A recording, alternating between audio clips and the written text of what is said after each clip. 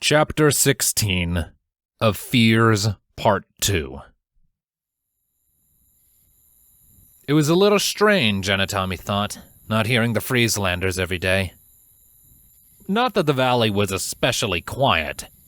A stone flung by a trebuchet still hit the ground with a crack sharp enough to make her ears ache. And even if the air wasn't vibrating from cannon fire, when enough rifles got together it sounded almost like a string of firecrackers going off.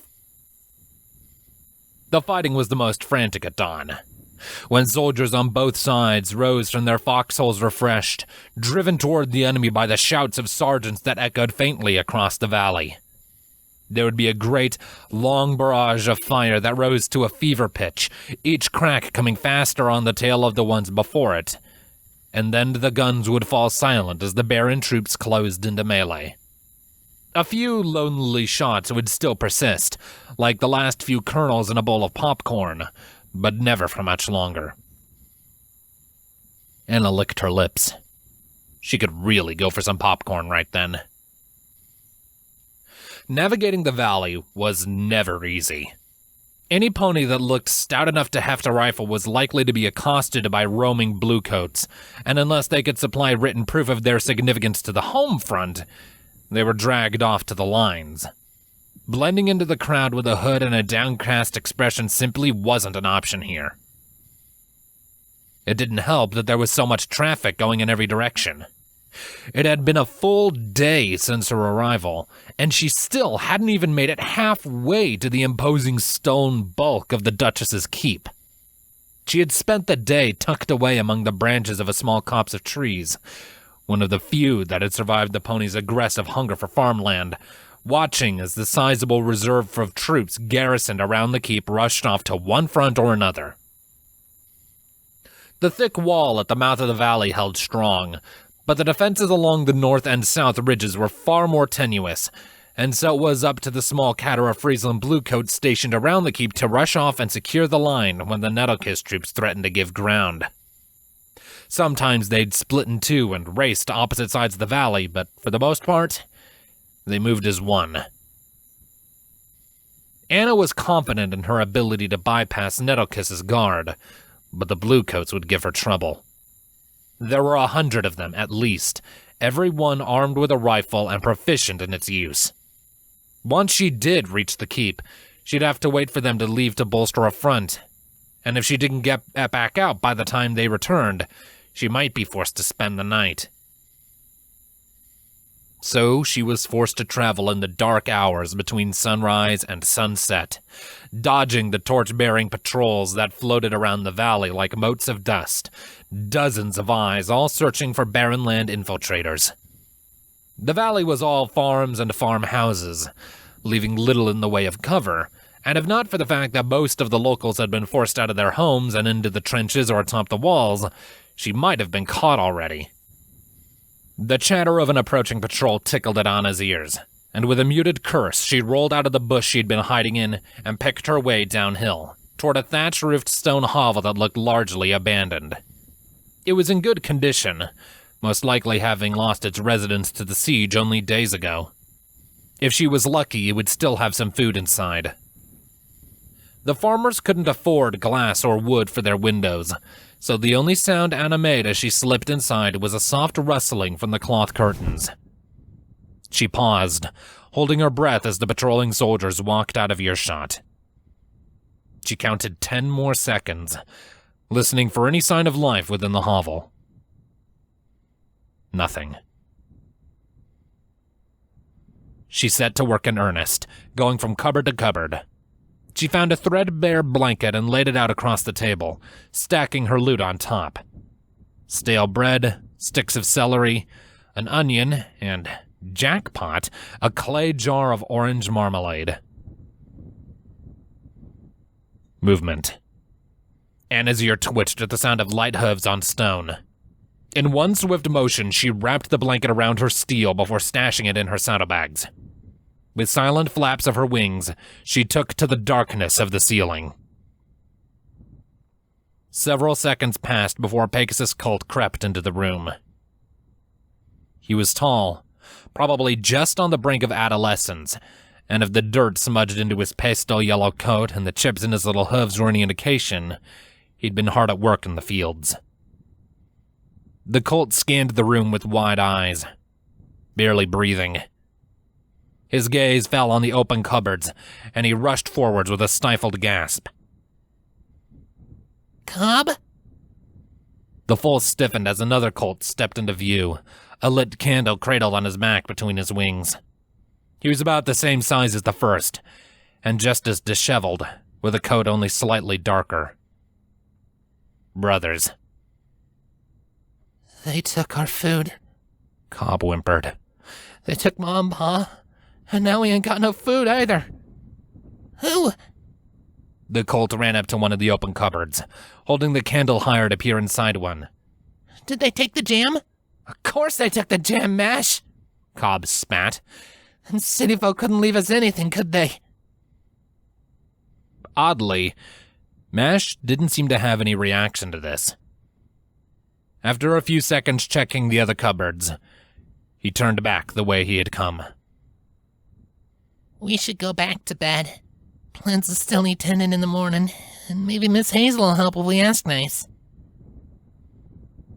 Anna grimaced as she watched the two young brothers slink back to their bedroom. These kids had probably had their parents conscripted and were left to tend to the farm themselves. And now she'd gone and stolen what was most likely the last of the food their parents had left them. She let out a heavy sigh before dropping from her hiding spot. She unfurled her makeshift loot bag and placed the bread and onion back on the table, as well as half of the celery. Last was the orange marmalade. She licked her lips as she looked down at the little jar of sweetness, considering her options. It wasn't that filling on its own, so it wasn't like she'd be particularly hurting the kids if she took it with her, right? It could be a little splash of color in her days, a shock of flavor to accent whatever scrap she scrounged around the valley whenever she found a place to rest. She could even bring it back to Gava as a gift. Her mouth began to water as she thought of the possibilities. The kids could probably use the color far more than she could, though. It only took her a few seconds to open the top, dip a stick of celery inside, and pop the end into her mouth. A shiver passed through her as she relished the flavor, but only for a moment. She slipped back out the window and into the valley, leaving the jar and 10 bits on the table.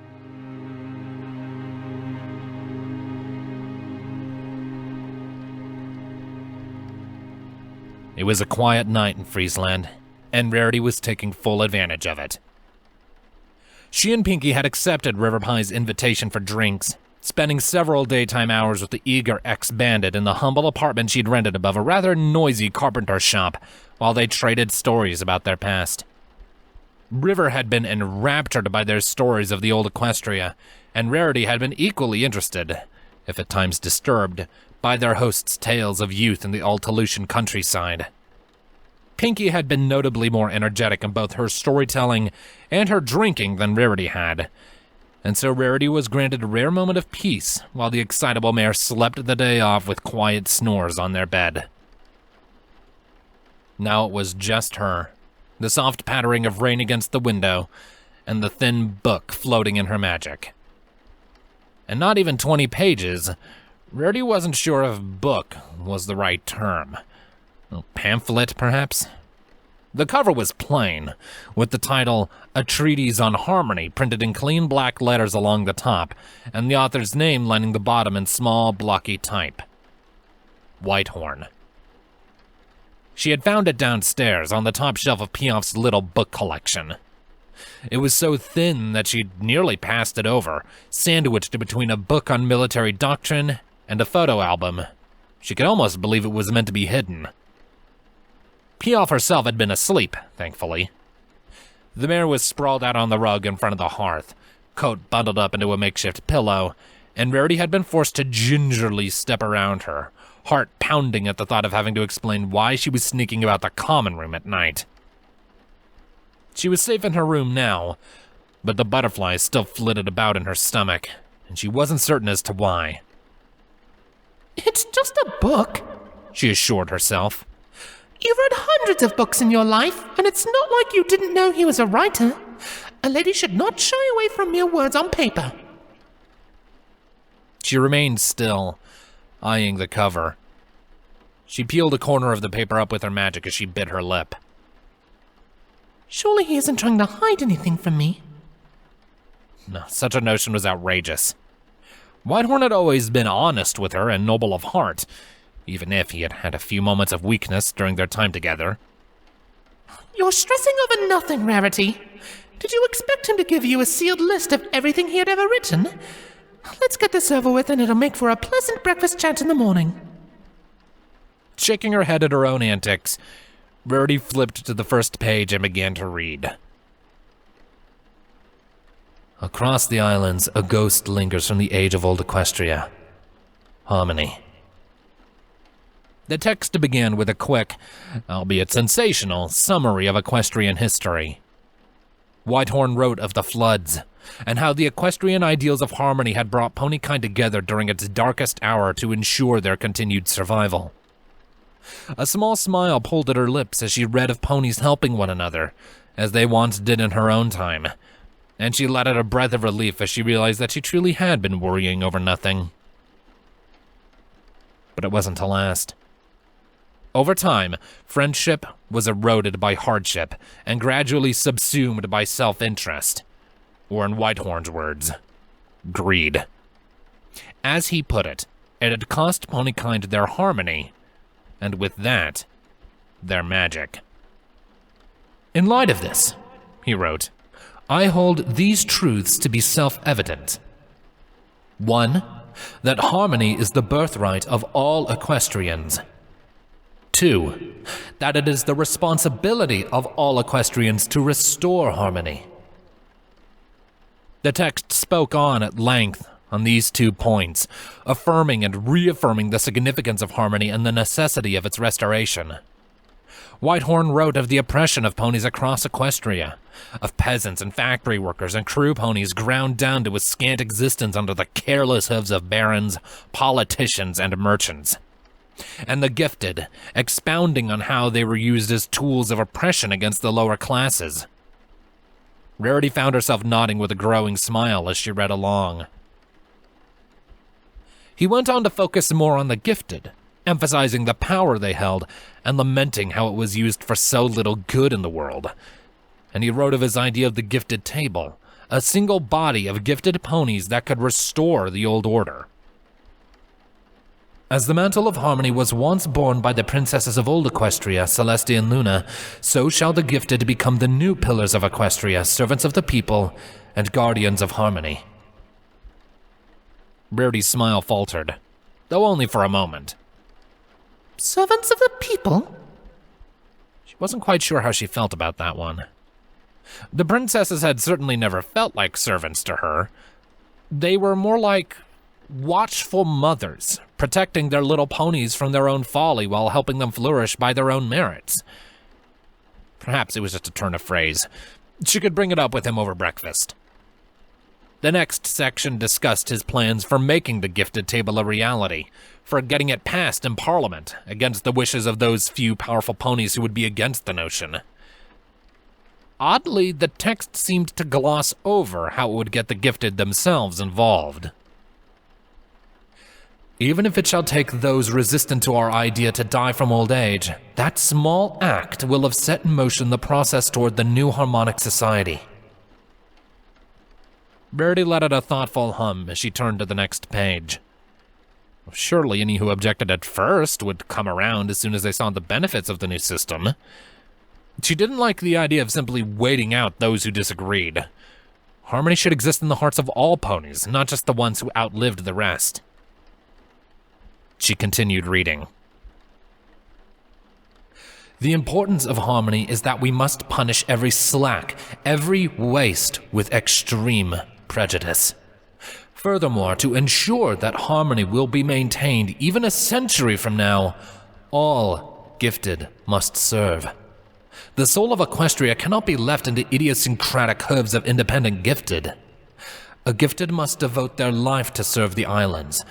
Their whole life, if possible. As soon as it is known, they must leave their old life behind and journey to the table to serve. What? Rarity's brow furrowed.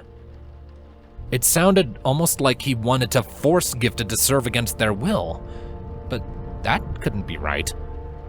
Whitehorn had never tried to make her do anything she didn't want to, and the idea of him forcing ponies into a life of servitude felt more like some surreal joke than any actual possibility. She read the rest of the text in a blur, not really processing the words. It was more rhetoric about the significance of harmony, of Whitehorn's dedication to the cause, even if he didn't live to see it himself, and a brief section on how the restoration of harmony would stop the islands from falling. She took it all in without thought. That one paragraph continued to linger at the forefront of her mind as she read. What did he mean by extreme prejudice?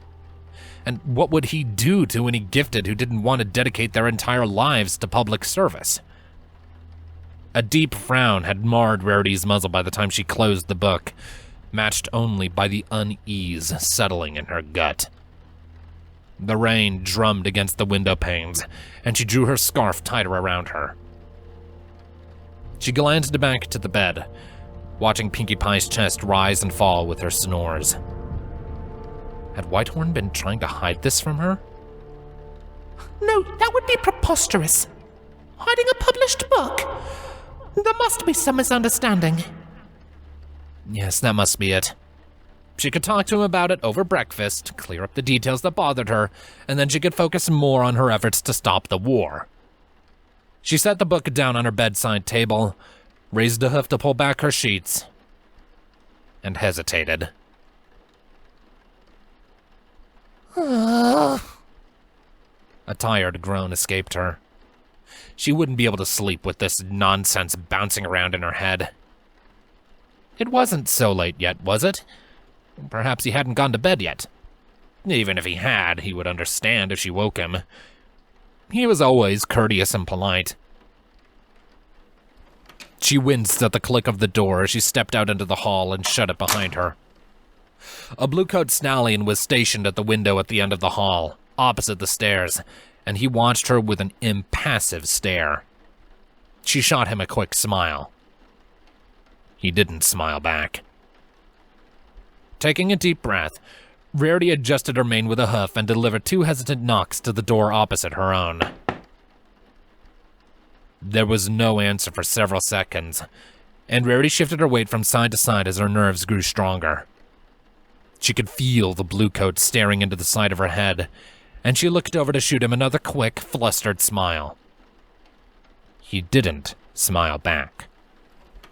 She jumped as the door swung open before her. Pontius squinted out at her, blinking in surprise before straightening up. "Did you need anything, my lady?" He sounded almost hopeful. She grimaced at the realization that he probably wouldn't take well to what she was about to say. I had actually been hoping to speak to Whitehorn, darling. His expression fell, but she only caught a glimpse of it before he turned back to the room.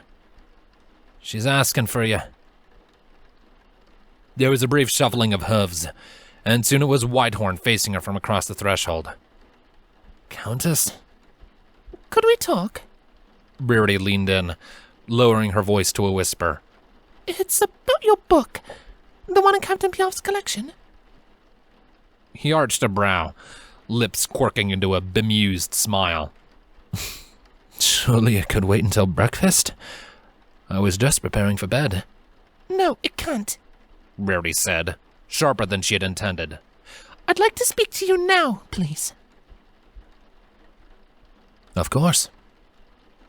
He stepped back, opening the door wider and beckoned her in with a shallow bow. The room was identical in shape to Rarity and Pinkie's, but far more Spartan. As it made sense, Rarity figured, considering that this was the guest room.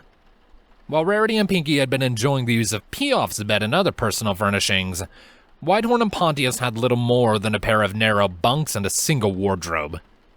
It looked like they'd been using their own luggage as furniture, with several papers and writing instruments scattered over a metal chest, and Pontius's breastplate leaned against a corner on the floor.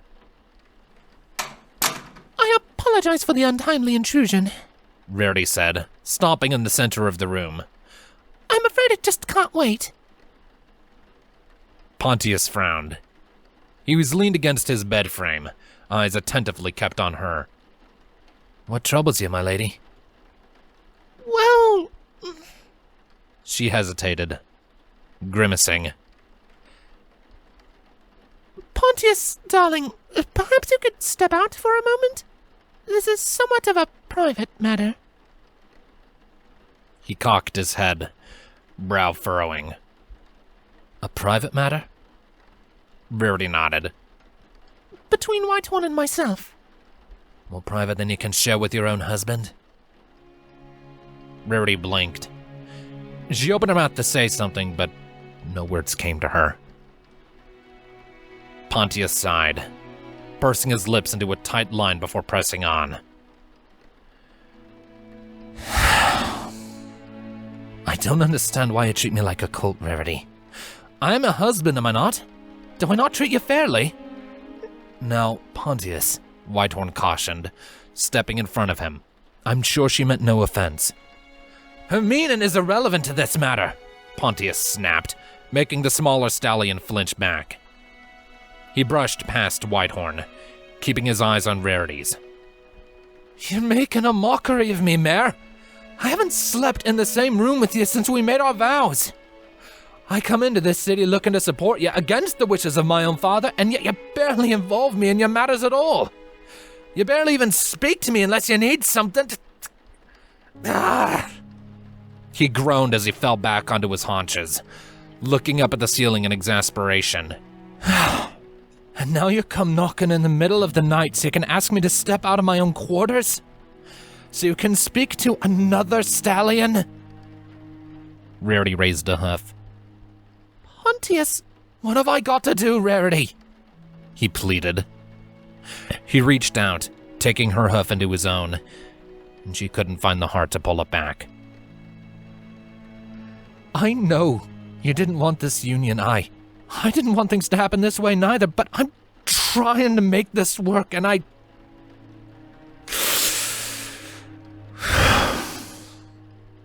He took a deep breath, his voice going hoarse. I'd just like for you to meet me halfway.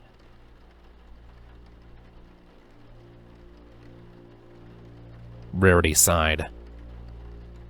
She stepped forwards, pulling the shivering young stallion into a hug. You're right. I haven't been treating you fairly, and I'm sorry. She ran a hoof over his muscled back as he leaned into her, his head resting in the crook of her neck. It's just... Well, there is no excuse really, is there? No good one, anyways. She let out a soft titter before stepping back, looking him in the eyes. I'd like you to stay. He nodded, lingering anger, joy, and relief all passing over his expression in quick flashes. Good. Rarity offered him a reassuring smile. Good. Now then. The smile fell away as she looked past him to where Whitehorn had been politely averting his gaze on the other side of the room. I want to talk about your work. A treatise on harmony. Whitehorn nodded. One of my proudest pieces. I remember it well. And yet you never mentioned it to me? Rarity asked. I hadn't been aware you'd ever written more than the standard articles. He shrugged, a wry smile coming onto his face. If you'd like me to recount the history of my career, Countess, I'd be more than happy to oblige you. Frankly, I've yet to meet a mare outside the business who sees my kind as anything more than a pest. I'm not joking, Whitehorn, Rarity said. Some of the things you've written in that pamphlet are downright concerning. Have you been hiding it from me? He frowned, brow furrowing. Countess, have I ever given you any reason to doubt my honesty? You'll simply have to trust me when I say that it was a simple oversight. And if I was trying to hide anything from you, a political piece I published years ago would be a long-lost cause. The wry smile came back as he slid into his bed. Would you sit? Tell me what's troubling you. With a glance toward Pontius, Rarity walked over and took a seat in the opposite bed. Pontius sat beside her, keeping some distance but still close enough for her to feel his warmth. She didn't pull away. What's troubling me? She began, pausing to consider her words. Well, I think maybe I'm misinterpreting some of your writing. It sounds almost like you intend to conscript Gifted into the table against their will. He nodded. That is the message the text aims to convey, yes? Rarity blinked. She had expected some sort of denial, or at least an attempt at concealment. Unsure of how to respond, she tried another tack. And you wrote we should enforce harmony with, extreme prejudice. Perhaps you should elaborate on the meaning there. Meaning no breach in harmony should be allowed, Whitehorn said. Those who attempt to subvert it should be punished swiftly and irrevocably. I think young Pontius here would agree that the threat of death goes a long way to keeping ponies in line. Pontius nodded. Aye. It's been the traditional punishment for banditry for centuries. Rarity shot him a sideways look, and he shrugged. I support you in your decisions, Countess, but I won't lie and tell you I think it was wise to have those bandits released. One of those bandits has become my friend since then, Rarity reminded him. And she's done much good in the city. Pontius grimaced, but he didn't back down. Aye? One. But there were 6 bandits. Rarity huffed as she turned back to Whitehorn. Why wasn't he denying anything? How could he talk about these things as routinely as he might discuss the weather? The rain picked up outside, beating a staccato rhythm against the rooftop. She was so stunned by it all that she wasn't even sure if she should be angry. It just seems unlike you, Whitehorn. Ever since I've met you, I felt like we saw things the same way. Like we needed to make Equestria more like it used to be, but this doesn't match at all. We never forced ponies to do anything against their will in my time, and we certainly never threatened them with death. Whitehorn cocked his head, his eyes narrowing. I think I see what's going on here. Rarity let out a sigh of relief. So it is a misunderstanding? He nodded, smile widening. Yes, Countess. You see, in politics there is often a significant gap between what one says and what one wants. Rarity arched a brow. I'm not sure I follow. It's a matter of posturing, Whitehorn explained. By presenting a strong position, I attract far more popular support than I ever could with an actual, reasonable proposition. Ponies are not happy with the way the world is, Countess, and there are some that would never give me a second thought if I told them I would politely ask the gifted they resent to make their lives better. I'm merely speaking with a voice that they will relate to. But surely they'll expect you to follow through on these matters? Rarity asked. Or is it all a lie? Not a lie, exactly. More like a lofty goal. He shrugged. Inevitably, compromises will have to be made in the political process, and the end result will be more relaxed, more reasonable. Some of my supporters may grumble, but they'll come around once they see their lives improve. I don't know, darling. It feels like lying to me. Ah, Rarity. Whitehorn sighed. This is what I love about you. You always speak your heart, and it's always in the right place. If nothing else, your presence at my side will keep your worst fears from coming to pass. Of course, if you do step out of line, I shall have to take action, she said, shooting him a sideways glance. He held her gaze, and a moment later she broke out into a nervous giggle. Oh, this is a relief. Here I was beginning to worry I'd thrown in behind the wrong pony. Well, Whitehorn said, a bright smile on his face. I'm certainly glad I could help put those fears to rest.